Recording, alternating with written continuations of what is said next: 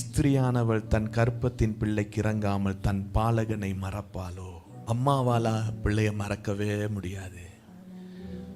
ஒருவேளை அம்மாவுக்கே போர் அடிச்சிருந்தா கூட அவர் சொல்றாரு, நான் சுமனன் உன்னை மறக்கவில்லை, அவரும் நீங்களும். I feel his presence in this eye. அவருடைய பிரசன்னத்தை நான் இங்கு உணர்கிறேன். இந்த சபையை அவர் ரொம்ப நேசிக்கிறார்.